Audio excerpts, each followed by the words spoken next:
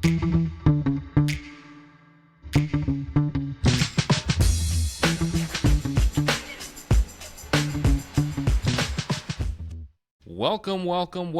to Winning Hand, the podcast about Marvel Champions, one card at a time. My name is Boomguy, and this is episode 56, and we are talking about the one-cost upgrade Lion Weight.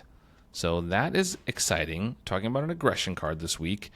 But it is not just me here today. Let me introduce my guest for the day, Rey from Rey Plays Games. Hey, how you going, Boomguy? Very happy to be here. Yeah, we are excited to have you. We made an intercontinental podcast work, so I'm very excited to talk to you. Yeah, look, you got to twist my arm. You can't. What am I saying? Twisting my arm to talk Marvel Champions. I'll be happy to have an injury to do it. Oh, man, you and me both. You and me both, brother. Well, Rey is here all the way from down under, so we are going to have a full-packed show today with Rey. So we are going to talk about a content creator recommendation, which is a series we started fairly recently. We're going to talk about what we've been playing recently. We're going to get to know Rey a little bit better. Then we're going to talk about the card of the day. There's so much to do. So before we start on all that, let's just get to know you a little bit. So why don't you introduce yourself, Rey? Tell the people who you are, where you come from, where they can find you, all that kind of stuff. No, thanks. Yeah, my name's Rey from Rey Plays Games. Have a YouTube channel, and what I do, Marvel Champions related, is I play through some solo playthroughs, whether they are single-handed or two-handed.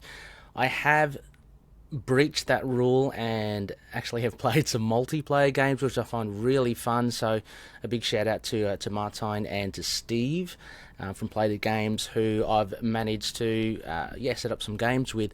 And essentially just want to, it was kind of like a journal for myself, guys. Or just I wanted to record games, playthroughs, and just, because I love the game so much. It has since then become a bit more than that, I guess. Just wanted to play the games, make sure that I do play the games as clean as I can, and it ends up being almost like a lesson, and a lessons learned for myself, for anyone watching. So if you're new to the game, or you want to kind of get touched up with some of the rules, look, I make mistakes. I'm sure many people make mistakes when they play games, and that's definitely highlighted with my playthroughs. Also, as well, I've got a segment called Hand It Over, where I love to. I've played one of your decks, two of your decks, Boomguy, and I get to play other content creators' decks, and that is really fun for me because I love deck building, but in a way that's very kind of insular. So to actually broaden my scope and perspective, I wanted to play other people's decks and to see where they come from, or how they approach deck building, and with that, kind of their play style as well, kind of get a little tease into what they find important to put in a deck. So I highlight that, and what I do after every game is I go through the cards that the deck builder has put in the deck, and then I just kind of like compare, this card, I love this card, I would keep this in my deck, or I've never thought of using that card, or I've never thought of comboing it. There was one, Boomguy, with yours, with the Iron Man, Superior Iron Man deck. I loved it. Teaming up with Web Warriors, and again, I'd never would have considered doing that, but it played out so well, it was so much fun. So those sorts of things are kind of discoveries for me, but hopefully they highlight to anyone that's watching how different we all are. There's nothing right or wrong. It's just we all play differently. So that's what I'm doing online on YouTube. Yeah, it's a great series. I do love the classic "Welcome Players" with your accent that I probably did a terrible job with, but. I've watched a few, and I like at the end how you'll kind of go through the cards like you said, and sometimes you'll say, I didn't play this card. Like, I'd probably cut this card. This didn't really work in the deck for me, or this is a card I don't usually play, so I'd probably replace it with something else. I like that kind of right away, that fresh feedback is really cool. So yeah, I mean, there's so many variables as well. I mean, I just want to kind of kind of as a caveat to that, I guess, to that moment, is that cards are situational too. So, Yes. say for instance, in that instance, if I didn't play that card, it's not necessarily maybe a card that I don't play, but it was just something I couldn't get out during that game or against that particular villain. But there are instances where I played a deck recently. I think there was a protection card, Deflection. I've never played that card before, and it popped up a couple of times. I wasn't too invested in it because I'm not a big fan of, unless you're a certain hero, of milling through your deck just to discard cards, especially if you have a lot of valuable cards. Again, that's just me, but it is interesting to see how people approach a couple of their favorite heroes. Yeah, well, I enjoyed it a lot, and I would like to see if you would do a playthrough with me. We don't have any playthrough on the channel yet. It's not something I've done in the past, like recorded gameplay.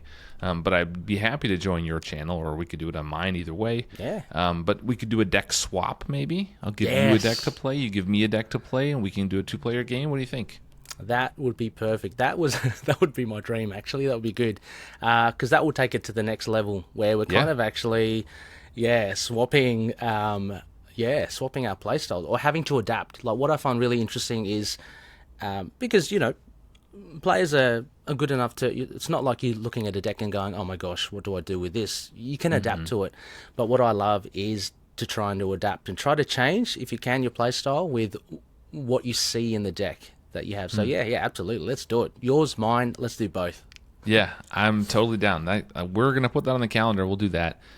That sounds like a lot of fun. I think our audience, now they have a little idea of your channel, and we will put links in the show notes if you're listening to this, or in the description down below if you're watching us on YouTube.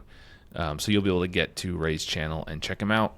But I do want to get to know you a little bit for the listeners/viewers. So let me ask you, when did you join the game? Like, at what point in the game's life cycle did you jump in? Yeah, I hear a lot of content creators talk about their origins as well, and I do think about mine. It's a bit weird. I'm a real late bloomer.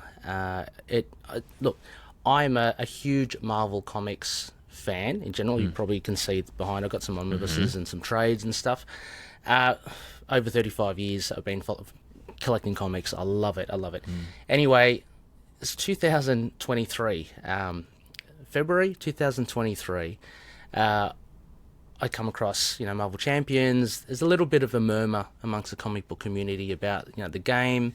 One of my favourite characters is Spider-Woman, and I've heard that I hear on the grapevine that she's very, very good in Marvel Champions. It's like, okay, I've got to get this game. I know nothing about it.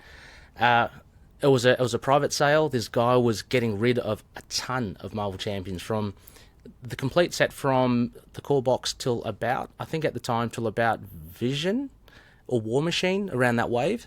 So it was a big chunk, and I thought, let's do it. I'm going to jump in, and so I bought the whole lot, and then I just let it sit because a little bit overwhelming. There's too much information. Slowly cracked up in the course. So around March 2023, I started to actively play the game, and like a gateway drug, I just fell hard for the game. It was just really good. It ticked all the boxes. All my fantasies of reading comic books and becoming the hero came true. It was like, my God, I can be Spider-Man. I can do swinging web kicks. I thought the spider traces were awesome because it's like, yes, you throw them on a villain, and off they go. And they're thematic. So thematic, and I was just taking so much. So every hero, like, I was like a kid in a candy store. I didn't stick with one hero. Because I had the whole heap, right? So I just kept on bouncing between others and making copious mistakes. But 2023 was the moment. And then I think then I started watching games like Dale the Casual Gamer. He's a legend in the community. Yeah, he was really good, and I was trying to look at videos, and then I stumbled across Get Up and Game with Josh, which is really cool. And then I thought, well, I'm doing podcasts. I've been doing podcasts since about 2017. I thought, I'm going to give this going to give this video a crack, see how we go. I get to kind of combine my favourite hobby now, which is playing Marvel Champions, with all the ins and outs of creating like content and creating a video. So yeah, I started about, I don't know, say 6 months, 7 months after that. So I was still pretty fresh. Yeah. Well, that's really cool. That's so you bought a lot up to like middle of wave 4. Yep. But where was the game? Like, it was beyond that already. We were like into the X-Men at that point, right? I think the X-Men was just about to come out, or had just come out. The Mutant Genesis. Wolverine, Rogue, I think Rogue and Gambit were the latest things to have been released when I pretty much got the game. And then I quickly, between that space as well, it was a very quick turnaround. I looked at sales, I looked at Amazon, and I got the lot.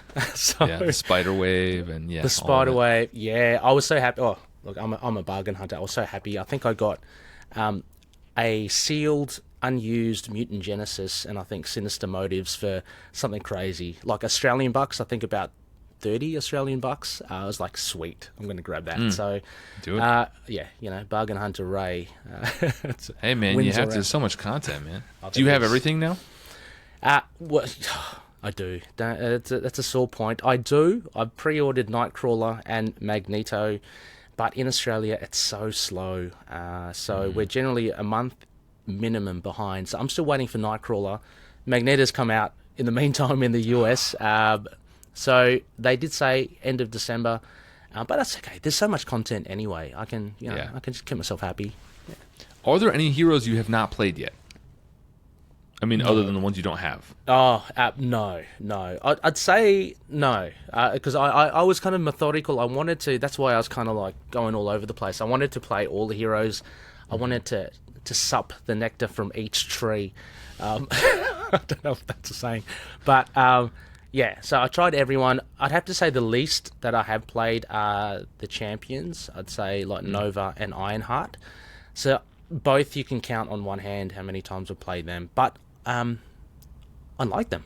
Like every time, yeah. Like last time I played Ironheart, it's like, wow, she's really cool, actually. So yeah.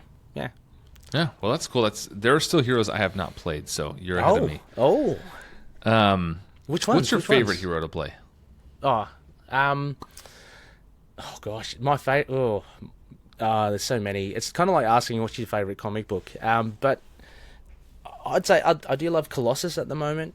I've got a bit of a Colossus fixation. I do like a lot of the X-Men. Ant-Man is always my top there. I just think mechanically he's pretty fun.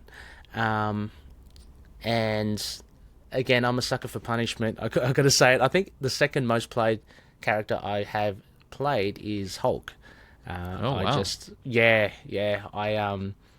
Which is funny. I did listen to your interview with Caleb as well, and I like what he said about, sure, there's a lot of, I guess, criticism about Hulk, but you don't hear about all the good stuff, and it's one of the highest selling, right? So it's popular for a reason. The character's good. Mechanically, it may be a little clunky, but I still get a lot of enjoyment. It's kind of like, I want to make this work. I guess that's the drive. But Caleb said there's only one thing he would change. Right? He said the only thing he would go back and change is the hand size and alter ego. He said he doesn't know why they did a 5 hand size. It should be 6. Yeah, right. I'm pretty sure that made the final cut. But he did say that. I remember him saying that. And I remember thinking that was really interesting, that of all the things that people in the community complain about, Hulk, I mean, that's on the list, of course. Yep. But it was interesting that he singled that out. And other than that, he said, a lot of people like Hulk. He sells well, and the criticisms of Hulk are just what they are. People criticize everything. Yeah. And, fair enough. Fair. That is an interesting one to point out, I must say. I mean, because, one thing that sticks out to me is the hero hand size. Oh, no, the hero response, right? He has no hero ability, basically. Yeah, you just get rid of all your cards as well. But I kind of like that. In the sense, maybe it's me justifying Hulk, I kind of like the fact that Hulk is just this chaotic thing. Like, you can't really control, right? He's a He monster. lives in the moment right now. He lives in the moment. He bashes stuff. He may even bash you. Like, look at the allies. You know, if you draw an energy, he may even hit you. You don't know what he's going to do. So you're trying to contain this force of nature. And I like the fact that there are some bad things to him, than good stuff. I understand also too that people want him to be super powerful, right? He's the strongest like there is. So totally understand that. But yeah, maybe I'm just a sucker for punishment. I kind of like And that. I think the biggest thing for me is that they missed, and I think, despite what Caleb had to say, I think it's a miss. Hulk is a miss for me, and I think for a lot of people. But despite that, it's just because it's Hulk. He's one of the most popular characters. And, if you were making a list on one hand, right, and you were trying to count the top characters that are very popular that you have to get right, it's like Wolverine and Spider-Man and Captain America and probably Hulk, right? And Hulk, like absolutely. He's on the short list. Like nobody cares if Spectrum is weird and underpowered. I'm sorry, all the Spectrum fans out there. Nobody cares if, I don't know, like Valkyrie or Vision. There's like a bunch of characters, She-Hulk, like whatever. They're just not very good. Who cares? We've all moved on. But Hulk is just Hulk. And so he's an iconic, classic character, and it is what it is. I don't want to rag on Hulk anymore. No. Look, just one final thing I just want to say, and it's probably been repeated by other people anyway. It looked like Drax was like Hulk 2.0. I think Drax showed what you can do, what you could have done for Hulk. But again, like Hulk came out at a certain time, when the game was new. So you don't know what you don't know, and the designers didn't know, back then. They had no feedback yet from the community, right? Or from plays, so they were kind of making it up as they went. That's fine. Exactly. All right. So, what is your favorite aspect to play? Favorite aspect. Oh, okay. I'm gonna say, and I apologize to your colleague. I think it's Lazy Titan. Aggression is not. I'm gonna go down. I'm trying to work it out myself. So aggression probably not.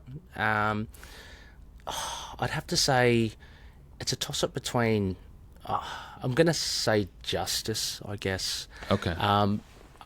It was between that and leadership. I know a lot of people like protection, and I love protection too. But in true solo, protection can be quite troublesome. I guess thwarting is hard to come by in protection if you aren't a good thwarter already, and there's a lot of situational cards that you need to set up in place in order to do that. Justice, it kind of takes care of all that threat that you need to worry about, and then you can kind of like focus on your hero cards, I think. And a lot of the fun is obviously the hero cards because they're special and only that hero can do it. So yeah, I'd say justice. I used to not really like leadership at all, but I have made a huge turnaround there because I didn't like the whole aspect with leadership that you let your allies do most of the work. It should have been like, the hero, right? Let the hero do his thing. You don't want to hide behind allies. But I am really starting to come around to leadership, especially with the sidekick archetype. I mean, it works really well. I'm not like a huge leadership fan, but even early on in the game, I was a big fan of playing Cap. He's one of my favorite characters, and like playing good allies out, and then you defend for them. So like early on, I really loved that archetype of like, I'll play out this big ally that costs a lot, that does some stuff, and I will defend rather than chump blocking and let them do the thwarting and the attacking. That's like a fun thing. It's obviously developed from then. That was early in the game, but that's a fun thing to do to keep them alive. I feel like chump blocking is just like, I don't know, it's too easy. Yeah. It doesn't feel heroic. Exactly. And I think with sidekick, you're forced, I mean, you're obligated to keep them around, right? You don't want to chump block, your sidekick. So, yeah, I do like that. And as I mentioned, playing a lot of Colossus lately, I try to lean into Colossus's tough, right? And he's the defender and keep the allies on board. And I play a lot of band together because my intent is to keep allies on the board. I don't want to just waste them. So that's what I find fun. And previously, before, for me, allies were all about chump blocking. I was like, oh, what's the fun in that? Yeah, it's fun to use them like batteries sometimes, right? You can use strength in numbers to draw a bunch of cards, and you can use band together to use them as resources and stuff like that. That's fun. Okay, so now switching a little bit, what's your favorite scenario? You had to know this was coming. Yeah. Like villain scenario, yeah. Yeah. Okay. Because of my love for comics, and I have said this on record as well, I've got to say Juggernaut. I love Juggernaut. Look, he's not the most difficult. It pains for me to say that. He is tricky, yeah, but it just, Juggernaut should be, for me, he should be like Ronin level. Like he's unstoppable. He's meant to be one bad mother, right?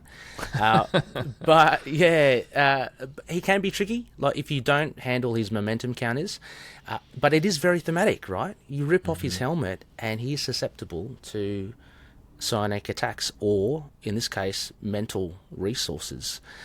So I do love that aspect, and I like the idea of the momentum counters as well. And paired up with Black Tom Cassidy, again, there's a bromance there.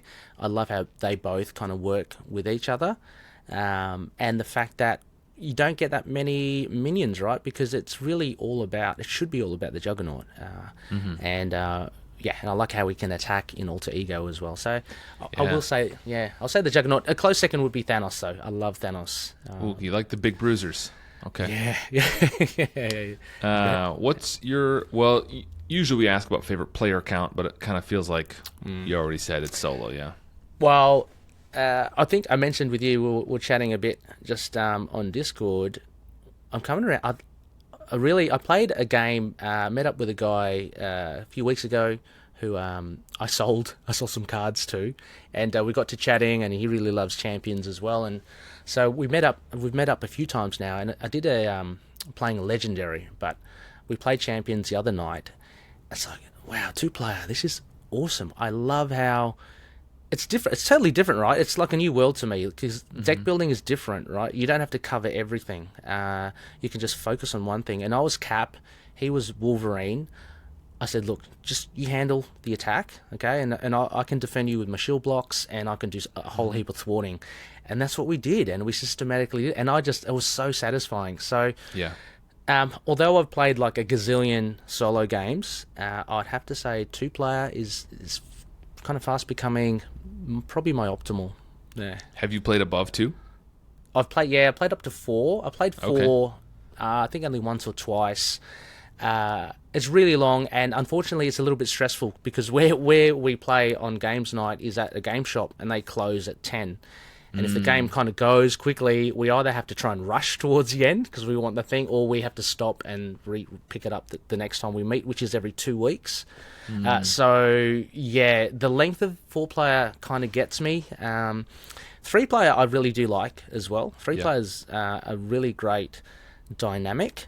But again, I think, and correct me if I'm wrong, the more players you have, the more like focused your deck can be on just like one particular thing. Yeah, I mean, you can. That's what I love about it. You can really you get to 3-player, I think, and I don't really like 4-player. It's too long, like you said. But 3-player, you can really start to specialize your deck and decide like, I'm only gonna do this thing. This is my role, and then you can do this part. Whereas like, the fewer players you have, the more you just have to do everything yourself. And like a lot of solo decks, I'm not a big solo player. I will play if there's no one to play with, but I prefer 2 and 3. But a lot of solo decks kind of feel homogenous to me. They kind of feel the same. Like, it's a lot of justice, a lot of the same cards, because you just need those staples to kind of keep the game afloat. Yeah. Whereas once you get a 3-player and 4-player, you go to the Con of Heroes, and you can really bring these decks to do wild things. And you have other people that kind of help you around there. One of the decks you played of mine, that Star-Lord pool deck. Yeah. You played it in solo. I don't know how you got as far as you did in that game, but that's designed as a group. Yeah. Like, he needs someone to carry him for a couple turns. Yeah. But then once he's set up, he can get those explosive turns, and even in 4-player, just demolish the villain. Yeah. But you need a while to get there. I would really love to see that Star-Lord pool deck in action in multiplayer. Because, I mean, I was thinking that the first few turns playing solo going, my gosh, poor Peter, he's exposed. Yeah, he was. Yeah, definitely. And that, again, I guess for that highlights, by playing your deck like that, just highlights like how different multiplayer can be to solo deck building and multiplayer deck building. So I hope a lot of viewers, would have gleaned from that, and maybe where their multiplayer deck building, they would have gone down that route. Yeah. Okay, so that's kind of our quick fire questions to get to know you. But I am told you have a podcast about something else that isn't Marvel Champions. Why don't you give us kind of a brief summary on that before we head into our content creator showdown? Yeah, no worries. I've got a few. A few? Yeah. So my flagship podcast is Into the Night, the Moon Knight podcast. As I alluded to before, we've been going since 2017, over 350 episodes. Love it. It's fantastic. We had gone through the back catalogue. We haven't even finished it yet, and we go through every new release, as well as we did a really deep dive into the TV show when that came out. That was like New Year's Eve for us, Boomguy. When that was announced, oh my god, that got the whole community buzz. So that was really cool.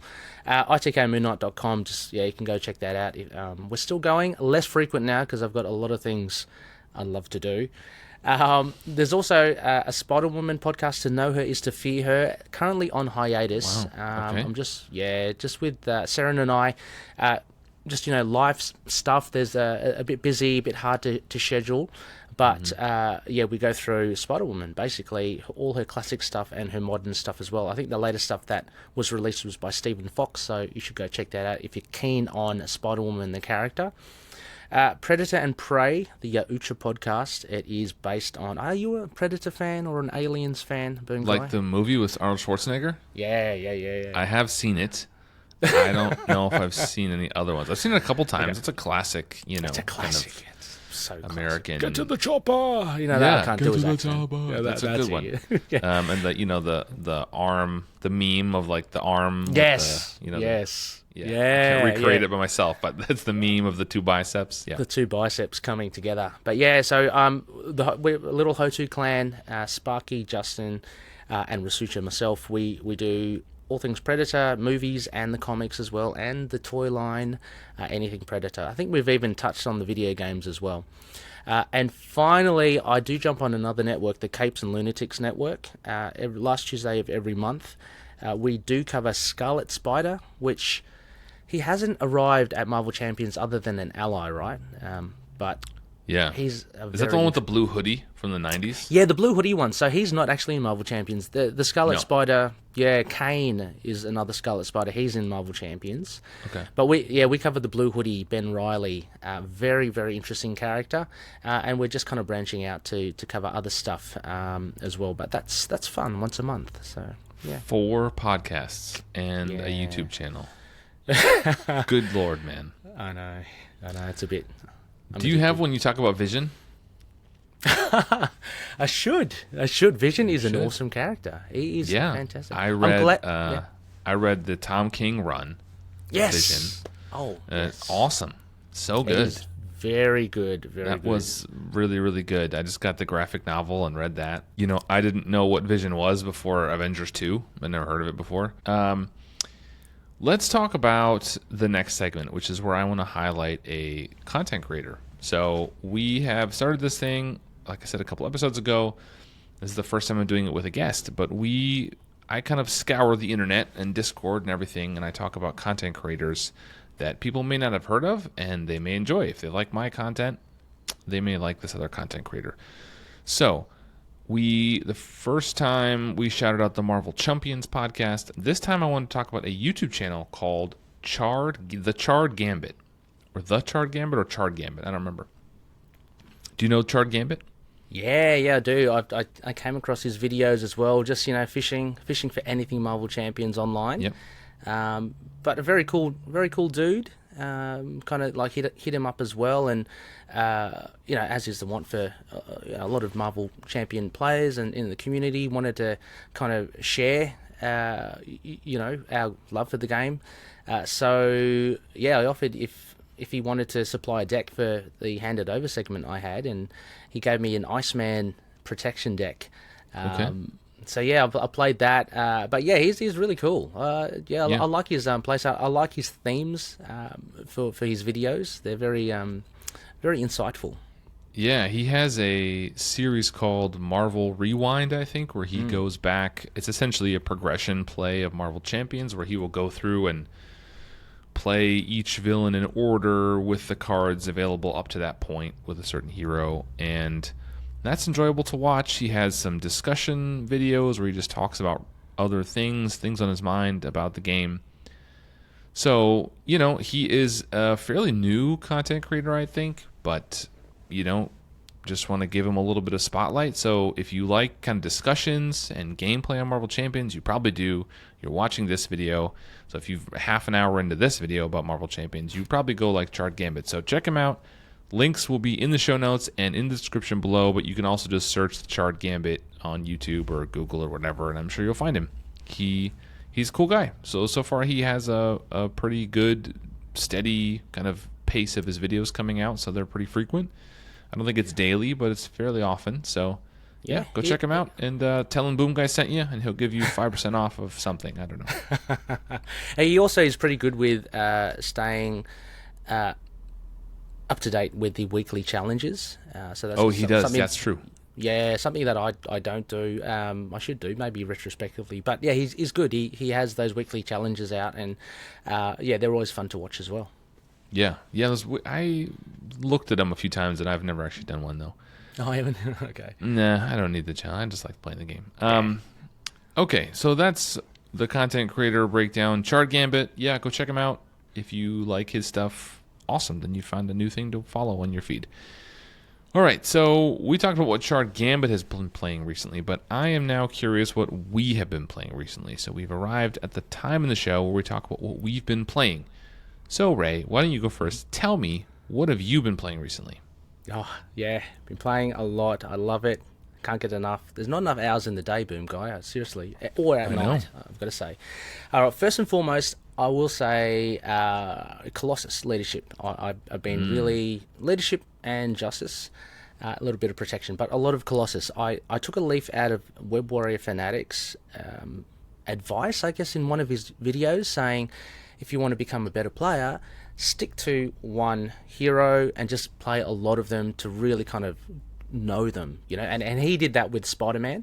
He's got so many videos on Spider-Man, so that okay, I'll do that with a hero I like, and I chose Colossus. So have played Colossus many times, loving it, really good, but I always have like a fair few decks built because I just love building them as well. So more recently I've played Gamora Aggression.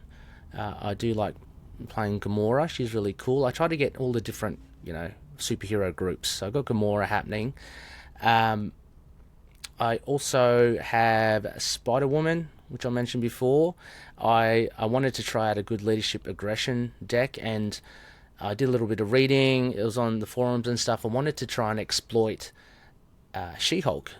So you know how when you deck build, you have like one kernel of an idea and you kind of build off that. So my one was like, okay, let's try and marry leadership and aggression, and let's see if I can keep She-Hulk on there. Build her up, because she gains +1 attack, I think, for every damage she takes. So if I can build her up with reinforced suit, give her more hit points, ready her and all that, she can hit for quite a bit. So yeah, been playing that. Wasn't successful in getting her built up like that, but it was still so much fun. I still won. That's not the important thing, but it was a good experience. I've been playing like against Ebony Maw, Expert, Sabretooth Expert, mostly Expert, Morlock Siege as well, and Venom. Those are the ones on rotation. But yeah. Okay. Yeah. That's a lot. Yeah. How about you have it yourself? Yeah, I have been trying to make the new Mutant Mayhem card, not new-ish, I should say. Yeah, Mutant Mayhem, which is a 3-cost Alliance card. I have been trying to make that card sing in a deck. So what I've most recently settled on and been trying out is Star-Lord. Okay. So, the great thing about Mutant Mayhem is it costs 3, which is exactly the magic number for Star-Lord. So that means I can always play that card if it's in my hand. So I just basically stocked the deck with a lot of X-Men and X-Force allies, anything that has interplay effects, right? And then, so you try to get them to enter play, you try to use Command Team to trigger them multiple times until they're just about used up, then you put them back in your hand with Mutant Mayhem, play them again, get their effects again, so... Awesome. Things like Beast, Mirage, Professor X, all those kinds of things that are going to hit the field and do stuff. Some of them don't have interplay effects like Cable and X-23, but they're just so good when they're on. You can use them, then put them in your hand, play them back out, and they're at full health again. So that was kind of the deck. It is a little tricky to make work because it relies on having allies in play and then finding that exact card. And that's a lot of what my deck builds are. I find very specific combinations that you have to dig through. Yeah. So I was trying to find different ways to make it work. I settled on using Black Panther to drop him in to grab Mutant Mayhem and then hold it for when I need it. Yep. But it's tough to make that work because he's not X-Men or X-Force, so he kind of comes and goes. Mm-hmm. But yeah, so I like cards like that can hold things. When I was trying to make Serve and Protect, another recent Alliance card work, I was using Jocasta a lot to try to grab that card and hold it, So I like those allies that can grab a card and hold it for when you need it. Like George Stacy, if only he was available to other heroes. But yeah, so I've been doing the Star-Lord Mutant Mayhem, and that's fun. Star-Lord can do Star-Lord stuff. You can slap him down. They can thwart for 1 million because he's got Leader of the Guardians and everything else. So it's, that's been fun. It's not a deck I've published. Maybe I'll publish it. I don't publish a ton of decks, to be honest. I'm Marvel CDB. Yeah, but me too. Yeah, no, just, that just sounds, for me. Yeah, that sounds really fun as well. I did try the same thing as well with you, but I used Shadowcat and Leadership, and I think as we spoke about earlier, I kind of chucked in a lot of supports and upgrades. So the idea was to thin the deck, right, and use as many allies as I can. So I'd have more chance of drawing Mutant Mayhem and out. And yeah, fill the X-Force and X-Men allies. Worked well. I think I got to use it once, Mutant Mayhem. So that was like, yeah, okay, it's a win. The thing with the new... there's a new card that came Magneto that you don't have yet, but it is the Children of the Atom, which makes every X-Men, X-Force, and X-Factor have all of those traits. So that really puts Mutant Mayhem in overdrive because then, all the X-Men are also X-Force and all the X-Force are also X-Men. So then they're all working together, which is cool. That's a crazy, crazy good basic card that came out with Magneto. So is there any prerequisite for that? Like, if you had all X-Men allies, do you have to at least have one to convert them into X-Force, X-Factor, or is it just... No, I'm going to pull it up as we're talking. It is a 1-cost basic support. It says play under any player's control, max 1 per player. Each X-Factor, X-Force, and X-Men character you control gains the X-Factor, X-Force, and X-Men traits. That's so cool. So they're all everything. That's really good. Wow, yeah. Cool. Nice. It's pretty cool. So I tried doing it in protection as well and putting out the what's the multiple man. Use multiple man with a serve and protect because you put 3 out and you immediately have everything. Anyway, so that's what we've been playing recently. That was kind of rambling, but thank you for sticking with us, listeners. This is kind of going long, this episode, but here we are. We have arrived at the card of the day. The card of the day is the 1-cost upgrade, Lie in Wait, as we discussed. And since you're the guest, Ray, and since you wanted to talk about this card, would you mind reading the card for us, and then we'll talk about it? Yeah, sure. So Lie in Wait, it's got the preparation trait, maximum 1 per player. It has a hero response, which is an attack. After a minion engages you, discard Lie in Wait, and you get to deal 3 damage to that minion. Yeah. It is an energy resource or a lightning resource if you want to spend it. No worries. There's no flavor text, disappointingly, I will say. I'm a big fan of flavor text. But it has none. This is originally included in the Wasp pack. So it's a preparation. You might think it's Black Widow, but it was included with Wasp, who came Aggression, I think. and the art is from Moon Knight Volume 1, number 193 from 2016. Yes. So I'm sure you've read that. So obviously, I have, we're talking about this comic, or not this comic, we're talking about this card because you are here and you are a big Moon Knight fan. Oh, absolutely. And is he your favorite? Close to my favorite, yeah. Okay. I've got a handful of favorites, but yeah, he's definitely up there. No, for sure. And we are starved of Moon Knight content on Marvel Champions, so I'm just waiting for the day. There are only 2 cards, I think. Boomguy, this one, and another one that has Moon Knight on it. I think it's got Moon Knight on it. Which one is that? I think it's Swift Retribution on Justice. Ah, you are right. Yes. Yes. But this one is more clearly a Moon Knight. And yes, your research syncs with mine, Boomguy. Issue 193, a Legacy Edition, written by Max Bemis and drawn by Jason Burrows. Fantastic. This was a story arc, Boomguy, a little bit of backstory. Yeah, Moon Knight please. perched in the jungle. He travels to the Isle of Ra, and he confronts the Sun King, which is he's a new kind of villain, and he gets tortured. But he, of course, good guys win, so he wins in the end. But that's why he's in the jungle. So yeah. Okay. Yeah.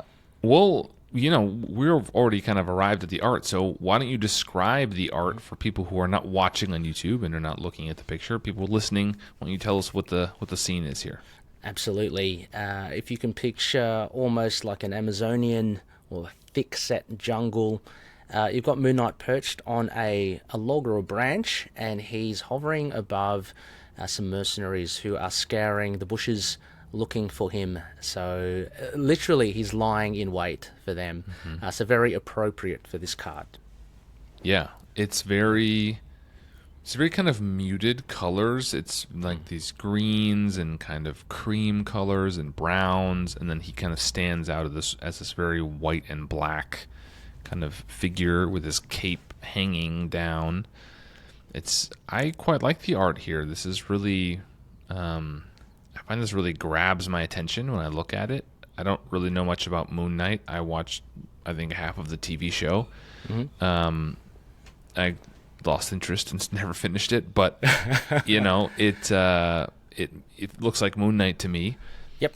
And it does it's very evocative of like he's about to pounce, he's lying in wait, and I feel that energy with him, Yeah, it's what really I like about it, and I never have anything bad to say about Jason Burrows. He's a fantastic artist.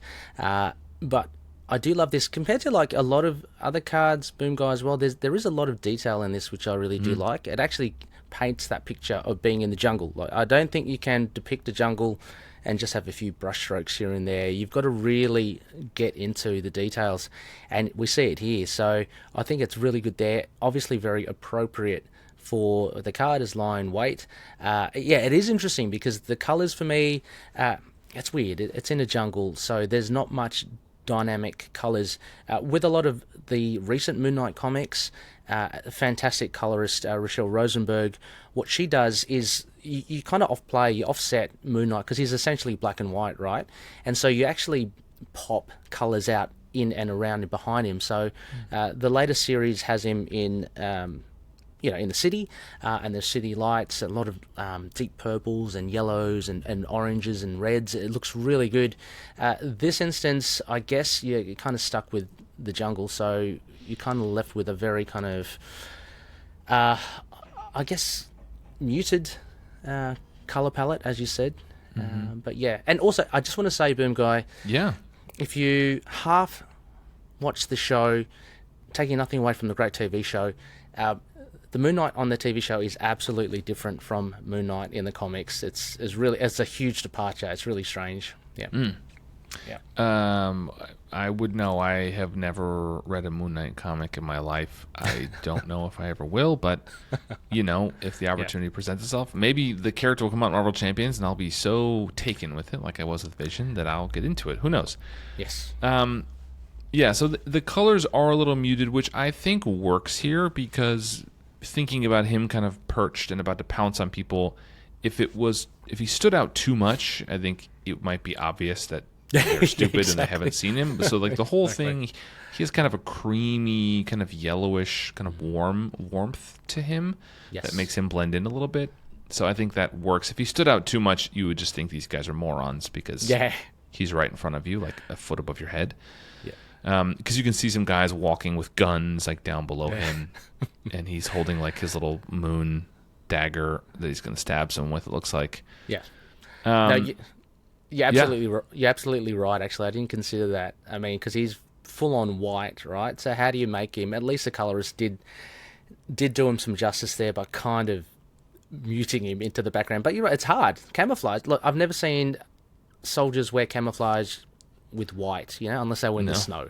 Unless they're in the snow. Yeah, you probably don't have a lot of that down there. No. So, well, let's kind of move into the theme, which is our next topic, our next category that we kind of go through.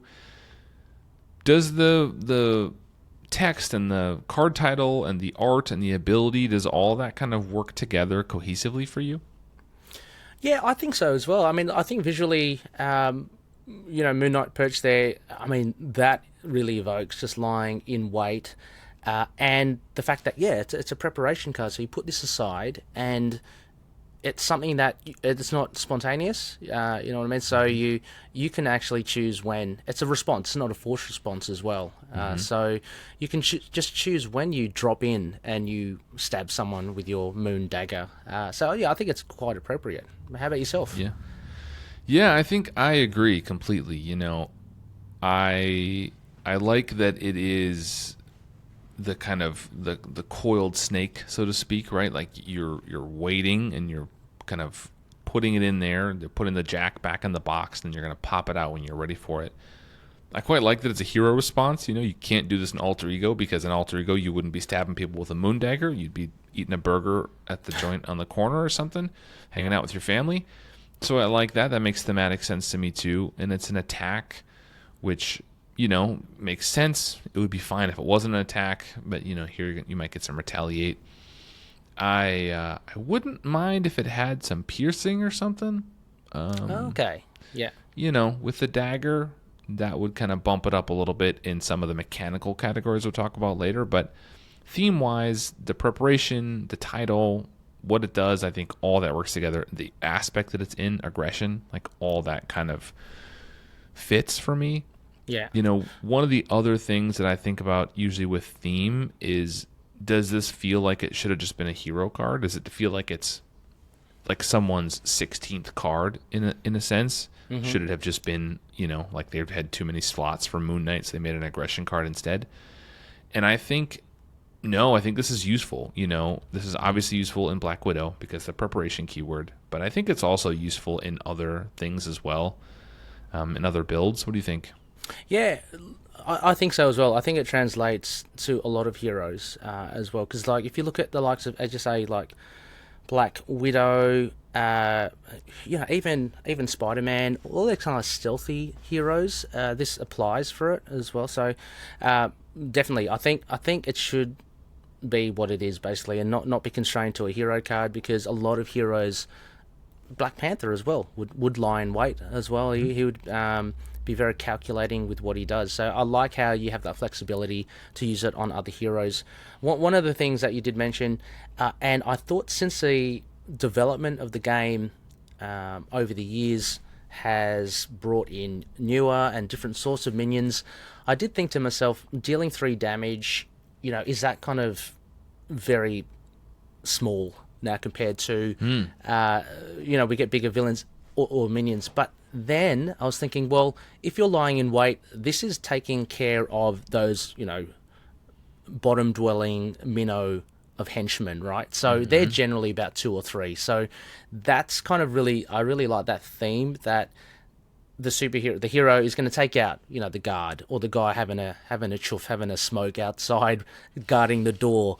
That's who you take care of. Lying in wait, I don't think you'd be able to creep up to the likes of, I don't know, say Mystique or an elite minion, because they're tougher.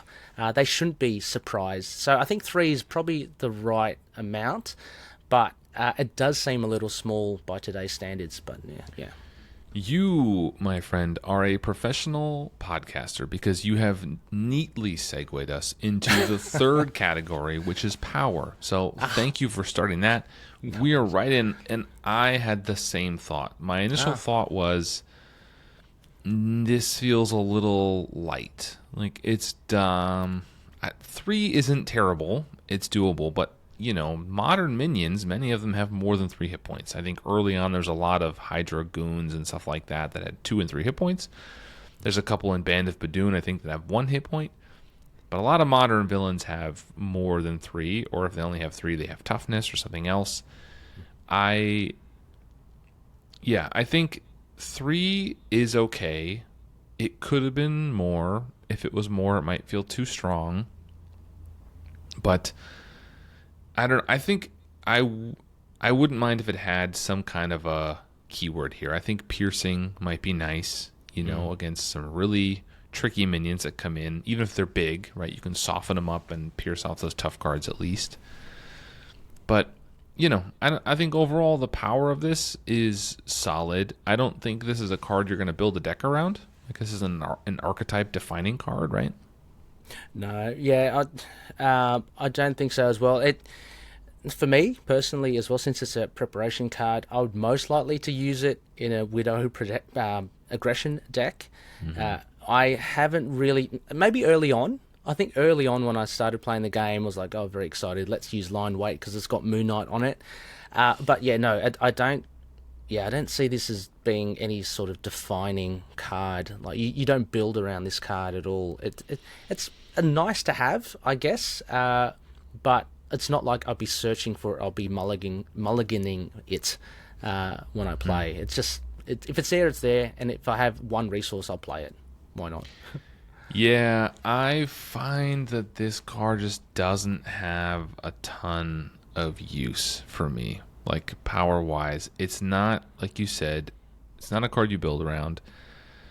3 damage is nice, but you can only have 1 per player, which makes thematic sense because there's only 1 of you. So, it's true. You can only do this lying in wait with yourself 1 time. I don't know. It just feels like there could be more to this. I don't know. Maybe you could attach it to an ally and they could do it. I'm not sure what you would do here. Maybe you just have to do more damage or something, or a stun or confuse or something. But yeah, as it is, it does feel a little weak, and so I find that even in decks where I consider it, it just doesn't end up sticking around. I mean, in Widow Aggression, obviously that is like the deck where you're going to put this in. But I don't play a lot of Widow Aggression, so this card doesn't see a lot of play for me. I mean, hopefully with the Shield expansion coming out, very soon. Hope and what I've heard. Look, I try to steer clear of spoilers and stuff, but I've heard that there's a lot of love for preparation and love for Black Widow. So maybe this will find will be breathing. There'll be fresh life breathed into it. I don't know, but yeah, you're right. It's for me, it's a bit of a meh card.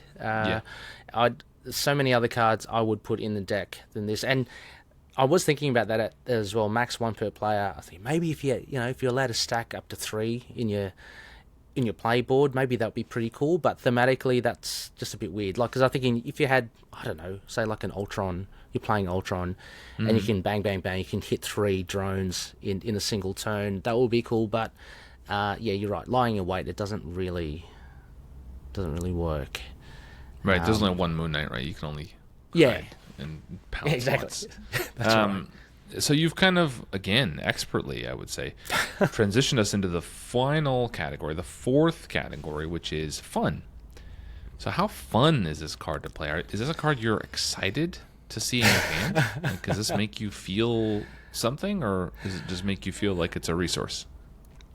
For me, based on the art, it is a fun card. When it comes out, I do see it, and I do get a lot of enjoyment. But having said that, being a player and playing the game, there's not much fun in this. This is, this is just a card that it would probably be used mostly as a resource, or if I just wanted to get it out of the way. I don't know that's just one card out of your deck to try and thin your deck. I don't think you'll get much mileage out of that. But no, not much. I wouldn't say that much fun at all. It's not terrible. Again, like, it's worth something, but Yeah. it's not going to, there's no firecrackers when this goes off. No. I almost wish it was an interrupt instead of a response, because there are things that happen when it engages you, and you could prevent some of those if this was an interrupt, right? Like, you could prevent, effects that happen when a minion engages you. Yep. I was just playing with the Band of Badoon, so I can think about the one that comes into play. I forget his name. He's a 2/2 with 2 health, and when he engages you, if there's not another minion engaged with you, it deals you an encounter card. And so I thought, if this was an interrupt, and it said, like, when a minion would engage you, then you could deal. So little things like that you could just take care of before they came out. I think that would increase its usefulness. 3 damage is not going to kill every minion, but it would kill some, and that would be helpful. So I think it could be boosted there, and that might make it feel more fun. But, like, most cards that you play that don't have an immediate effect aren't super fun. Like, events are fun because you slap it down and something big happens. Swinging Web Kick is fun. I don't know, Aunt May isn't fun. It's useful. It's going to help you recover, but it's not like, bam, Aunt May's here, watch out. So I kind of feel like it's more in the Aunt May camp than the Swinging Web Kick camp. Yeah. And it's just like, it's a card if I have nothing else to play. But if that's the case, I feel like maybe I didn't build my deck very well. Yeah, and especially with aggression as well. With aggression, you want the big ticket items to come out, right? You want stuff like, take that or full body charge. You want those big hits. Aggression is all about taking the front foot, right? And even Hone Technique as well, because that will actually boost. That's an awesome card, because if you play into that, you can boost all your aggression cards. This line weight seems a little timid compared to all that for an aggression card. Like, it's dealing damage, but it's just a little peck compared to you want Piercing Strike, or you want toe to toe where you hit 5. So yeah. The only decks where for me this sees play is if I'm building some kind of an overkill deck where I need to soften up minions in order to overkill more effectively. Yeah. So like a follow through deck or something like that, or I don't know, some kind of rocket deck where I want to hit lots of excess damage or something. Like, maybe then I will play it. Widow, I don't really play it in aggression. It's not my aspect that I enjoy for her, so I rarely do that. Yeah, so I would say it's not super fun. We kind of wasted some really good art in the way I kind of see it. So, we talk about older cards. We talk about cards that maybe aren't great, maybe that are great. Hopefully you still got something out of it, even if we talk about a card that we didn't love. But we don't know if we love it until we get to final thoughts, which is now. Ray, I'm going to let you have the final word on final thoughts here. I'm going to go first, so you're the guest. You will speak last. When we rank a card out of 10, and we always say 5 is true neutral. It's right in the middle. So 5 is not a failing score. 5 is just, it means it's right in the middle, kind of just so-so. I'm going to give this card a 6 out of 10. Okay. Just above the middle for me. It is, like we talked about, the power and the fun is kind of where this card gets let down. Like, the mechanical categories, we're really talking about the game. Yep. The thematic and artistic sides, for me, work really well in this card, and that is what saves it. So, but ultimately, this is a mechanical exercise, the game, right? Theme is great, but I'm not reading a comic book here. It also needs to do something. So, hitting a minion for 3 is great. Sometimes that will let you finish off a larger minion on your turn, right? If you attack for 2 or 3, now you're killing a pretty beefy minion in one turn. If it's a small minion, you can just get rid of it right away. If there's a tough card, this will ping that off. It's not piercing. So all those things are useful. If you're doing an overkill build, you're going to kind of get that excess damage onto the villain, so you're not really wasting damage. 1 for 3 is a little below the curve, right? It's 2 effective resources for 3 damage. That's a little below the curve, and I'd expect a little bit more out of a card that I have to wait on, right? I have to play this and wait for something else to happen. I'd expect maybe 4 damage, 5 damage. 5 might be too much. I don't know. 4 maybe. 4. I'd say 4 would be good, yeah. But minion summoning is pretty common, and aggression has a pretty heavy minion kind of identity. That's kind of, I feel like, its only identity other than just pure damage. So this kind of works into that. I just wish it worked a little bit better. The other thing I'll say is it is limited to minions engaging you. So you cannot use this on a minion that comes into play anywhere else. But luckily it's not when a minion is revealed. So like, things that are put into play can still be targeted here. So it gets around those kind of nerdy word things that we obsess about in card game rules. But it isn't just a minion, because I had to look at it again, because in my mind it was just a minion. So it has to be your minion. So if you're at a multiplayer table and someone else's, it's not great. Things like Get Over Here and Shatterstar, however, still will work because it's when it engages you. So if I Get Over Here and pull that minion, or if I use Shatterstar and pull a minion over, this could still do damage in that context, which could be not bad. If you're playing Thor, you could put this out. Thor's going to pull a lot of minions anyway, but you could Get Over Here, and then it's going to ping a damage from that card, get 3 damage from this card, and then maybe you've killed it and drawn some cards in the process. But it also works on those kind of, engage the first player minions. I'm thinking about Hela, that has all those like hounds and stuff. They rotate around the table, so those could engage you in the flow of play and take damage here. So there's edge case uses for it here, but overall I think it's on the weak side. It's pretty niche. It's just not really a card I put in really many decks at all. So that's kind of my thoughts on it. I will let you have the final word on Lie in Wait. Thank you. Yeah, you got me thinking, actually, with all that information about engaging dropped a lot on you and, right there. Yeah, but look, I will give it what I was originally thinking when we started this final segment. I'm going to give it a 5 out of 10. It's a true neutral. To be honest, a lot, if you're talking about thematics and stuff, and I'm big on thematics for this game, a lot of the weight comes from the thematics of it, which I really do enjoy. I think it's really well crafted in that sense. Mechanically, though it is very kind of like mediocre. But having said that, when you were mentioning about the other cards, how that works with other cards, I'm thinking also as well, with aggression, there's not much readying, but with Battle Fury, you can do it, as you say, soften up the minion. You can actually soften up the minion with this when it engages with you, and you can finish it off with your basic attack, and then bang, you're ready again. So that it could work with that. It could also work with Blood Rage, in the fact that once you defeat a minion, again, you can soften it up. And again, we talked about minions being a little bit bigger than 3 these days.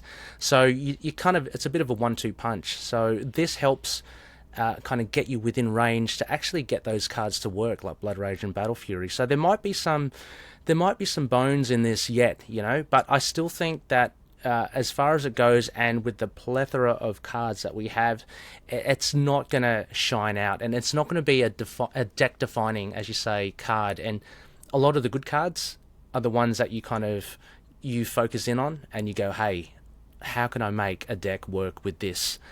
For me, those are the money cards.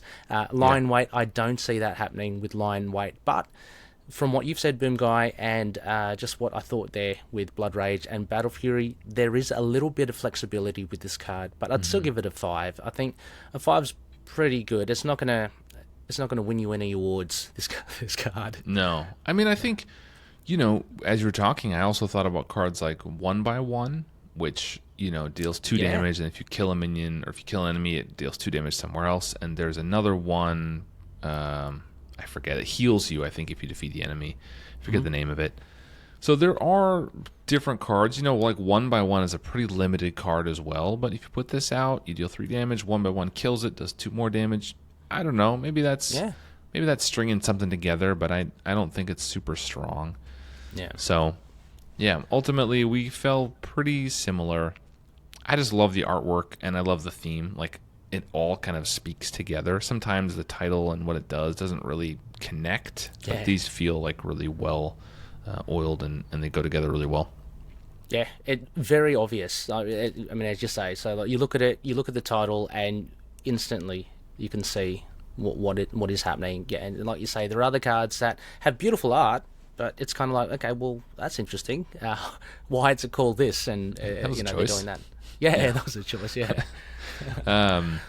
Yeah. So, all right. Well, that is kind of wrapping up our discussion on Lion Weight. If you listened this far and you like the podcast, please take a minute, and if you are listening to us, rate us 5 stars and leave a review on whatever platform you're on. If you're on YouTube, it would be awesome if you could just hit subscribe and hit like, leave a comment if you got something to share. I always respond if I can. I think I just always respond. If you listen this far and you didn't enjoy the podcast, then you should just stop here and go listen to Into the Moon Night, because that's an awesome podcast, or go watch Rey Plays Games, because I want you to enjoy your time, listener. So if this is not for you, there are plenty of Marvel Champions creators out there, including Charred Gambit, who we also talked about. So go check him out. Rey, people can find you at Rey Plays Games and at your half dozen podcasts that you mentioned earlier. I will put links to all of that down below or in the show notes if you want to check Rey out. Please go do that. And Rey, it was awesome to have you here, and I really hope we can get our 2-player game going. And maybe I'll build a Lion Weight deck just for that.